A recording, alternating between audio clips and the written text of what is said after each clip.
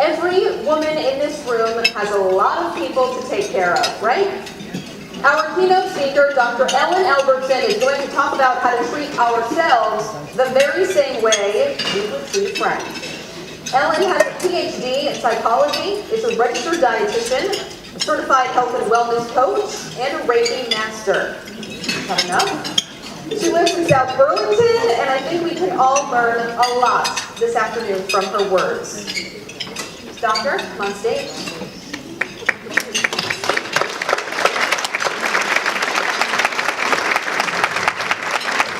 Wow, it is amazing to be here sharing with us. Look around, look at all of this incredible red, and I am thrilled to be here. I want to thank the American Heart Association. I want to thank Nancy Luke and the whole Go Red team. And I want to thank all of you. This is my first Go Red luncheon. Anybody first time? All right, and you know, it's my first time, but I am so grateful for the work that's going on. I want to tell you about a friend of mine, Barbara. She had a heart attack in the shower. It was her son's 21st birthday, and she almost didn't make it.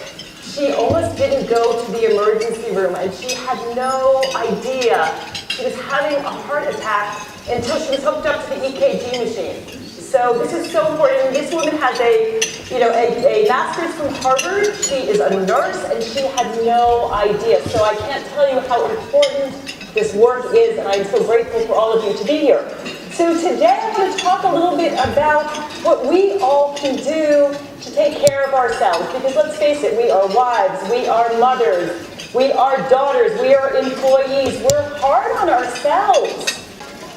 We're time for ourselves. And so today I want to talk to you about self-compassion, the art and science of being kind to yourself. So let's face it, really, how many of us treat ourselves the way we would a good friend? Anybody out there? I know I have a ways to go. And so as I'm talking today, what I want you to think about is, think about you've had a friend, like my friend Barbara, who has just gone through a health crisis. She has maybe felt imperfect or failed in some way. How do you treat a good friend when that happens? And then I want you to think about, how do you treat yourself when you've had a failure, when something has gone wrong in your life, when you feel imperfect? What do you do? How do you treat yourself? So that's really the key. If you walk away with anything from my talk today, it's really treating yourself the way you would a good friend. So today, what I'm going to cover is why self-compassion? What is self-compassion, and how can you practice? I want you to walk away today with some really great tools that you can use to change your life. So let's start out with why. So I'm a coach, and so we always start out with why. If we know why we want to do something, whether it's having a yoga practice, self-compassion practice, we can figure out the what and the how. So this is a great quote from my friend Chris Germer. He says, a moment of self-compassion can change your entire day. And a string of such moments can change your entire life. And I'll tell you, I've been practicing self-compassion now for about 5 or 6 years. And I fell into self-compassion because I was studying women's magazines for my PhD in psychology. Anyone ever see those magazines, the ones at the checkout counter, the lose 50 pounds in 2 minutes by eating chocolate? Right? We all know those really magic bullet solutions that don't work. And I wanted to find something that would really make a difference in women's lives, that would really help them to feel better about their bodies and themselves. So I was fortunate enough to contact Chris Germer, and he put me in touch with Kristen Neff, and Kristen Neff agreed to be on my dissertation committee and do research with me if I did one thing. I took the Mindful Self-Compassion class. So I'm at Omega, I'm taking the class. I've always been a jock. You know, I'm one of those women that you see in the gym, you know, with the 30-pound dumbbells, lifting them up over their heads. I was a personal fitness trainer, incredibly hard on my body. I had eating disorders, I had, negative body image, fierce self-critic, and so I'm at Omega, walking along, and I develop a blister on my foot. And the old me, suck it up, lift harder, beat your body up, I would have kept going, but I stopped. I stopped at the little wellness center they had, and I put a bandage on my foot. Now, it might sound like a small thing, but that's really so much of the heart of self-compassion, is listening to our bodies. And when we have a blister, when we have a weird pain in our chest or our back, we don't just plow ahead. How many of you as, moms, like my friend Barbara, it's her son's 21st birthday, and she's worrying about him? Or anyone see that Elizabeth Banks video? Or she's like cutting the crust off the bread. She's having a heart attack. And we keep going, and we keep going. So it's changed my life. I no longer have any dysfunctional eating, and I feel great about my body. I have ways to go with some of my other things around self-critic, but I'm working on it. So the sweet answer is that it will change your life. And the cool thing is that self-compassion, like your heart, it's a muscle. As you practice self-compassion, as you turn towards yourself, it grows and it develops. And you can really change the relationship you have with yourself by changing your behavior, by changing your thoughts. So that's the sweet answer. The not so sweet answer is, the Buddha got it right. Shit happens. We all encounter frustrations, losses occur. We run up against mistakes. We have limitations. We fail. This is part of the human condition. So often we think, it's just me. And I'll tell you myself, a year ago, I went blind 3 times. My right eye, I just had cataract surgery, and my right eye, my retina detached again and again and again. And to save my eyesight, I had to lie flat on a massage table for the entire month, 19 to 20 hours a day. And it sucked. It was awful. And to compound that, I was going through a really contentious divorce. Got out of court. But I got through it because I had developed this self-compassion practice where I had learned to love and care for myself, to treat myself like a good friend. And you can too. You don't have to wait till you lose your eyesight, till you have heart disease, till you lose your job, go through a divorce. You can start today. So I'm hoping all of you will leave here with the intention to love and care for yourselves the way you would a good friend, because this stuff really does work. So let's take a little look at the research. Nancy asked me can you share the research? Well, my research showed that it was on body dissatisfaction in women. And I recruited 500 women from all over the globe. I sent them half of the Mindful Self-Compassion podcast. And the women who listened to the Self-Compassion podcast, body shame went down, body dissatisfaction went down, self-worth based on appearance went down, and body appreciation and self-compassion went up just from an hour a week for 3 weeks listening to self-compassion. So loving your body is really important. Body image is all up here. And I used to think when I started my career as a dietitian and I was a trainer, it was this idea like, don't, count your calories, beat yourself up at the gym, and then you love your body. And I've done a whole 180. You start with loving yourself. And when you love yourself, you take care of your body because it's your cool container that carries you through your life.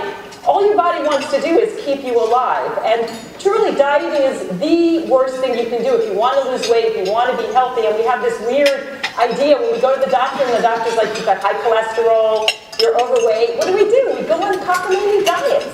And when the diets don't work, we beat ourselves up and we grab a spoon and have a threesome with Ben and Jerry's.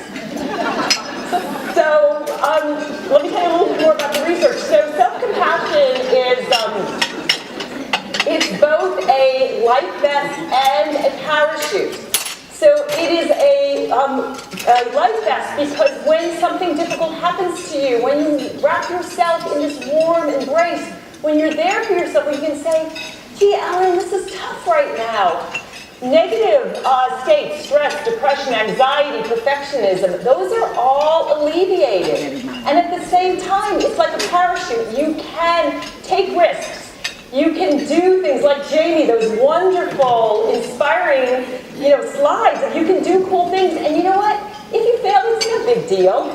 Failure is just stepping stones on the road to success. So what we've also found with the research is that everything from well-being, happiness, motivation, coping and resilience, people go to the doctor more, they're more motivated to take care of themselves. When we turn towards ourselves and we treat ourselves the way we would a good friend, we feel great. We feel happy. We have bigger, bolder, more ballsy life. So the research really shows that it's very, very powerful. And if you want to test your own self-compassion, see how you grow. You can go to Kristen Neck's website, which is selfcompassion.org, take her self-compassion scale and measure it for yourself and see how you do when you start turning towards yourself. So my question is, if self-compassion is so powerful, so amazing, why don't we practice? Why aren't we kind to ourselves? Well, there's a lot of reasons, and the one I really want to talk about a lot is our self-critic. Anybody have a fierce self-critic? Pretty much everybody, come on, we all know. I have a fierce self-critic, it's why I would like get degree after degree and work out harder and harder, and maybe I'd feel better about myself. It never worked. And the thing is, with our self-critic, is our self-critic wants to help us. We have an inbuilt self-critic. It's part of being human because we internalize the voice of early caregivers, and that becomes our self-critic. Because if we were not to follow our caregivers, what would happen? If, like Mom said, pick up your toys, do well in school, eat all your food, what would happen if we didn't listen to our caregivers, our teachers, our peers, our parents? We're in danger. So we have this internalized fierce critic because we didn't want to get kicked out of the tribe. The problem is that the self-critic is very, very deadly. When you criticize yourself, how do you feel? Crappy, right? When we criticize ourselves, we generate this hormone called cortisol. So cortisol is the hormone of fight and flight. And it is one of the biggest problems. I had shown you that slide with stress. Stress is a huge problem with heart disease, right? When we are stressed out, when we criticize ourselves, when we're exhausted, our stress levels are up, our body is in fight and flight. Our heart is beating fast, our appetite goes up, we accumulate fat around the middle, our triglycerides go up, so stress is a real problem. When we criticize ourselves, we generate cortisol. When we diet, when we beat ourselves up and say, I should go to the gym and I should eat less, that criticism really makes us sick. But we think that we need it in order to be motivated to do whatever we set ourselves to do. And that's absolutely false. So criticism undermines motivation. You don't need that self-critic. So how many of you want to ditch that self-critic? Awesome, all right. So I'm going to give you some exercises in a few minutes that are going to help you replace that with this voice of self-compassion because you don't need her. She's not helping you. And I've never met a woman who doesn't have it. I had one client, she said she's like Ursula. Any Little Mermaid fans out there? That horrible, right, gray octopus-like being. And that is what the self-critic is like, and it really is one of the main reasons why we aren't nice to ourselves. We feel a lot of shame and guilt. Anyone out there do something nice to themselves and you feel kind of guilty, like, oh, what a good mother. She's taking a yoga class. What a good wife and mom instead of making dinner for her kids. Or what a good employee. She's going for a walk at her lunch hour instead of doing that report that's due at 3. Right? We feel a lot of shame and guilt, and it's not productive and it's not helping us. And we know that 80% of heart disease could be prevented if we took better care of ourselves. All right, so let's talk a little bit about what self-compassion is. So according to Dr. Neff, there are 3 elements of self-compassion: kindness, common humanity, and mindfulness. So let's look at each of those. The first one is kindness. So with self-compassion, we treat ourselves kindly instead of judgmentally. We treat ourselves the way we would a good friend. And compassion means to suffer with. So there is an element of action there. When we notice that we're suffering, we don't just go plowing ahead and make our son's birthday when we're having a heart attack in the shower. We stop and we get a Band-Aid when our foot hurts. We don't say, oh my God, what an idiot. We say, oh, this is really tough for me right now. Hi. We turn towards ourselves the way we would treat a good friend. So the first element is kindness. The second is common humanity. So a lot of times when things go wrong, we think, oh my God, it's just me. I'm the only person who has ever, been sick, had a fender bender, gone through a divorce. We feel really isolated and alone, and we contract, and we feel sad. But when we realize that things go wrong, right? Stuff happens. We all fail, make mistakes, have illness. We don't feel so alone. So the second element is common humanity. And the third element is mindfulness. How many of you took the mindfulness class this morning?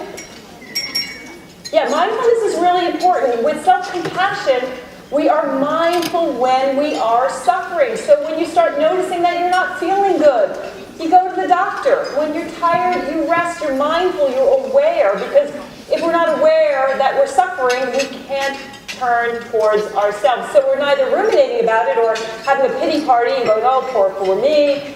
This is so terrible, all that negativity. And we're also not ignoring it. We have this nice balance where at mindfulness we are aware that we're suffering and we're taking action to alleviate our suffering.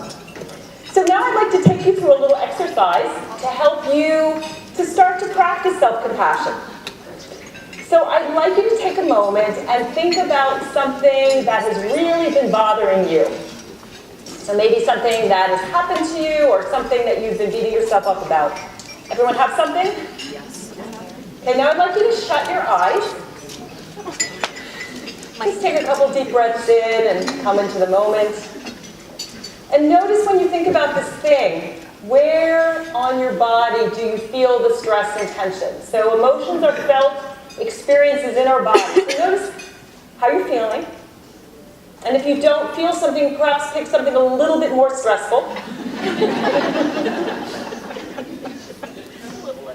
Now I'd like you to say to yourself, this is a moment of suffering. Okay, so that's that mindfulness piece. Suffering is part of life. That's the common humanity. Now I'd like everybody in the room, put your hands on your heart. Keep your eyes closed, nobody's looking. Both hands, and just notice what it's like to connect with this amazing organ. Feel the warmth of your hands, maybe doing little circles. So this is a moment of suffering. And then think, what do I need to hear right now? May I be kind to myself. May I forgive myself. May I give myself what I need. May I be healthy. May I be happy. So just take a moment and just talk to yourself the way you would a good friend. Be there for yourself in a powerful, compassionate way.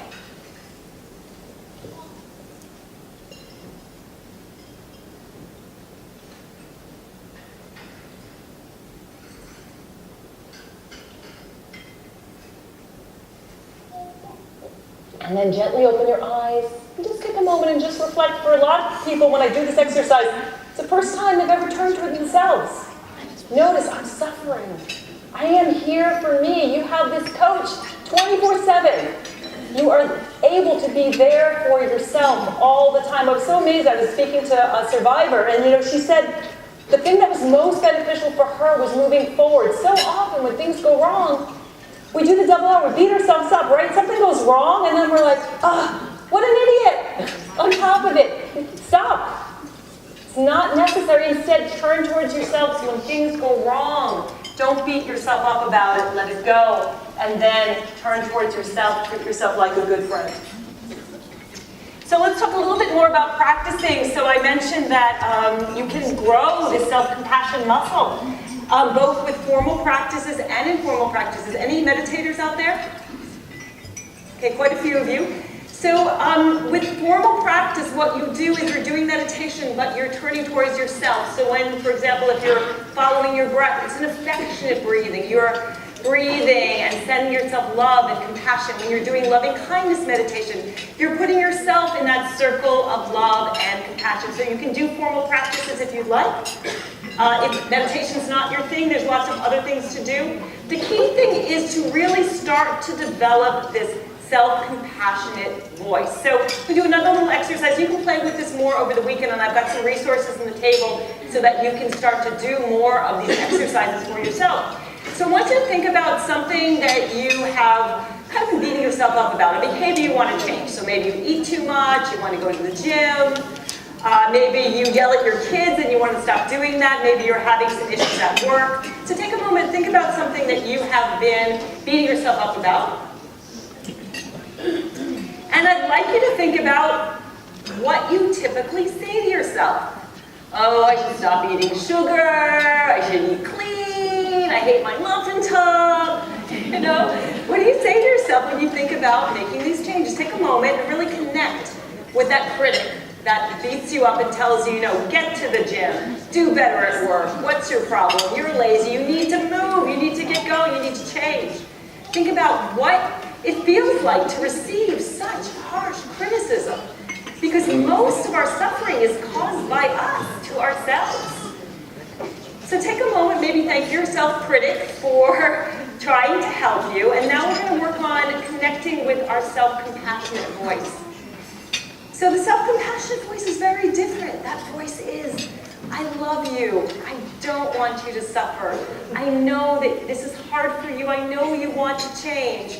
So over the weekend, I encourage you to connect with that self-compassionate voice. Maybe write a letter to yourself. That's very, very powerful, where you take some time, you write out, you know, I'm really struggling with this behavior, and you kind of step away a little bit and you think about what would a kind, compassionate friend say, or what would I say to a friend that was going through this. So if you're like to journal, anybody out there journal? So you can write down what you're struggling with and then address it from that voice of that wise, compassionate friend. And put the letter away, then read it to yourself in a couple of days and allow that compassion just to wash over you. And also, again, keep working on this inner self-talk. I know for myself, I had a fierce self-critic 5-6 years ago, a lot of self-loathing, and it's gone. I still have some criticism. Those of you who know me, I'm hard on myself. I'm a bit of a perfectionist, but it's easy. You know, it takes time to grow and learn and develop, but I promise you, you will want to take care of yourself. Not because you've been bad, but because you love yourself. You know, I work out because it feels good. I eat right because I love my body and I like healthy food.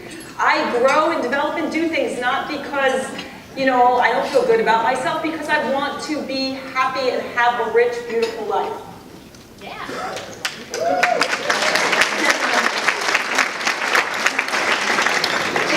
Just one more assignment on how to practice. So this is really, really powerful. I'd like you this weekend, take out a piece of paper and write on it body, mind, heart, spirit, and relationships.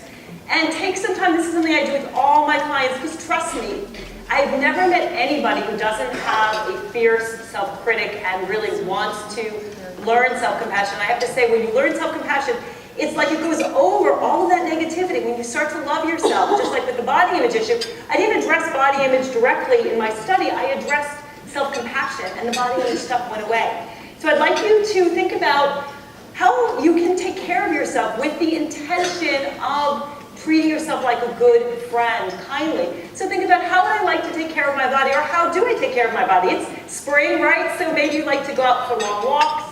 Perhaps you like to do yoga, or you want to take a nap. Maybe, you know, for me, like last night I was feeling stressed out, I just lay down and just shut my eyes and listen to music. So how do you take care of your body? How do you take care of your mind? Do you like to read? Do you like to go to lectures? Do you like to do crossword puzzles? How do you take care of your heart? How do you turn to your emotions? Do you like to listen to music? Do you get therapy? What do you do to take care of yourself emotionally, to turn towards yourself when you're suffering? And how do you nurture your spirit? How do you find purpose and meaning in your life? Do you like to volunteer? Do you have a group of people, maybe some type of group that gives you, that feeds you spiritually? How do you connect with purpose and meaning in your life? And relationships. What are the relationships in your life that feed you? I encourage you to foster the relationships. Find people. We've got this beautiful room of amazing women who are all there to help each other. Find people who feed you, who nurture you. And the other people, have less to do with them in your life. Think about what energizes me, what makes me come alive. So think about that relationships. And fur babies count, right? How many of you have fur babies? They're like our best friends. They love us unconditionally. So take some time and really look at, how do I take care of myself? And then when you're suffering, take out your piece of paper, keep it in your purse, and pick something on your list and do it. If you have that intention to be kind to yourself, that is an act of self-compassion. So in conclusion, I want to really leave you empowered. That's your heart. Your heart is your most selfish organ in the body.